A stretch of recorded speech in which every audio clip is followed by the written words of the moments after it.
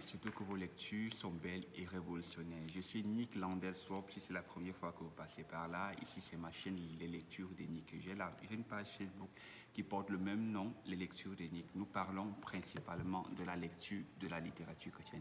Vous l'aurez donc compris dans le titre de la vidéo. Dans cette vidéo, je vais vous faire mon bilan livresque de 2024 et vous montrer mes objectifs livresques de 2025. Donc, sans plus tarder, je vais donc vous afficher les slides pour qu'on essaye de faire un bilan ensemble. Bon, 2024, j'avoue que je n'ai pas beaucoup lu comme en 2023. En 2023, j'ai lu 102 livres, toutes lectures confondues. Mais en 2025, je pense que 2023, j'avais lu 102 livres, toutes lectures confondues. 2025, 2024, oui, c'est de ça qu'on parle.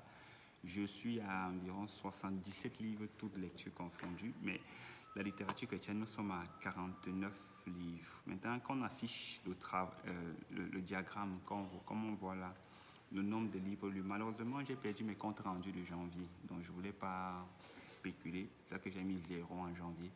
Mais on peut voir une courbe croissante. Avril, mars et mai.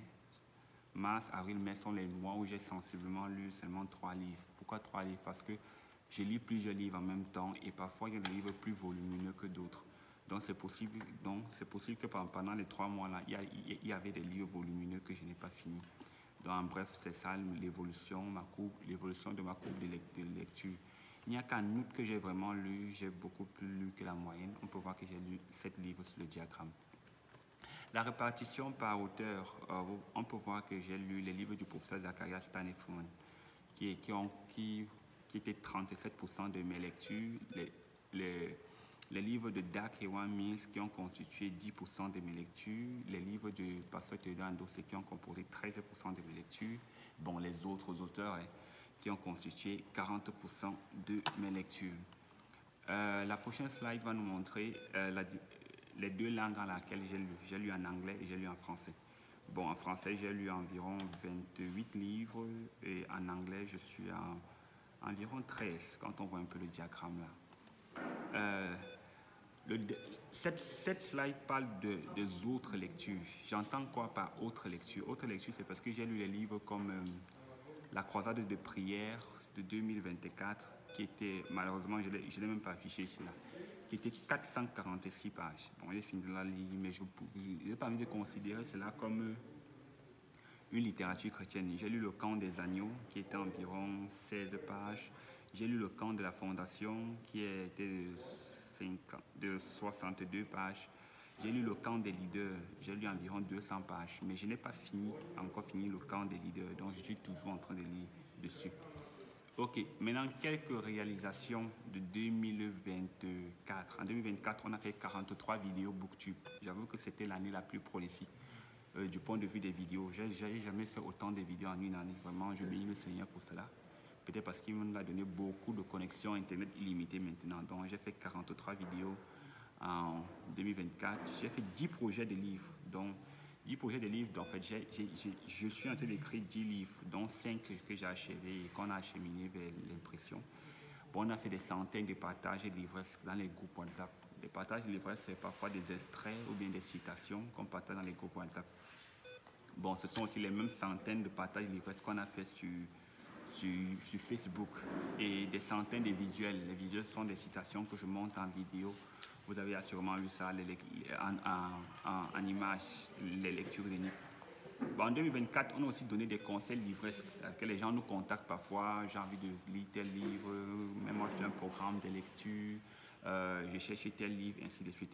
J'ai fait un suivi de lecture systématique à distance, c'est-à-dire quelqu'un avec qui j'ai travaillé de janvier en décembre et on a pu suivre l'évolution de sa vie de lecture. J'ai participé à une conférence livresque en ligne qui s'appelle le SAPLO, en entendant par là le Salon des promoteurs littéraires online. Donc ce sont quelques réalisations de 2024. Bon, voici le diplôme qu'on m'a donné au SAPLO, comme vous pouvez le voir, j'ai participé au SAPLO. Maintenant, parlons des objectifs de 2025. Bon, je fais partie de ceux qui pensent que ça ne sert à rien de changer un objectif quand on ne l'a pas encore atteint. C'est-à-dire que si je n'ai pas atteint un objectif, je vais poursuivre le même objectif. Dans ma marche avec Dieu depuis 2017, je poursuis les mêmes objectifs chaque année, sauf dans le don à Dieu et dans le jeûne, où je sais que j'ai fait du progrès. Là, j'améliore l'objectif, mais sinon, ce sont les mêmes objectifs que je poursuis depuis 2017. Donc, disons 8 ans aujourd'hui. Bon, parlons de la lecture d'abord. La lecture, j'ai envie de lire 125 livres cette année. La littérature chrétienne particulièrement, j'ai envie de lire 75. Malheureusement, je n'ai pas bien affiché ça là. Parmi lesquels 50 livres des ETF, 25 livres d'autres auteurs. Mais même dans les 25 livres d'autres auteurs, j'ai envie de lire 15 livres encore sur le mariage. Bon, pour ceux qui me suivent, vous savez que c'est une thématique qui me passionne. Bon, deuxième groupe de lecture, j'ai envie de lire 50 bouquins. Parmi les 50 bouquins, j'ai envie de lire 20 livres sur la violence conjugale, parce que c'est une thématique que j'étudie. J'ai envie de lire 20 romans et 10 biographies. Bon, en écriture, j'ai envie de faire 10 projets de livres cette année que je vais afficher, que je vais finir. Et les vidéos, j'ai envie de faire 52 vidéos BookTube. Par la grâce de Dieu, je vais vraiment travailler et mis à télé.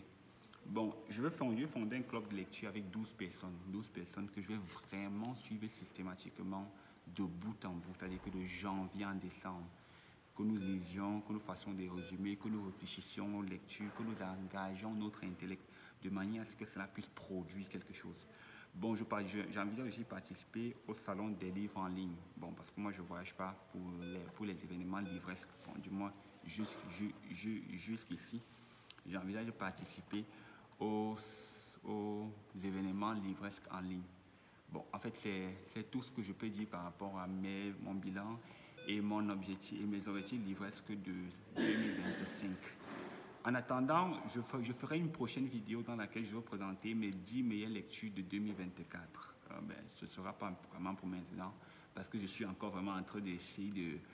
Parmi les 49 littératures chrétiennes que j'ai lues, je suis en train de me battre pour vous montrer les 10 meilleurs livres que j'ai lus en 2024. Vous aussi, j'espère que vous avez fait votre bilan livresque. Vous aussi, j'espère que vous avez des objectifs pour 2025.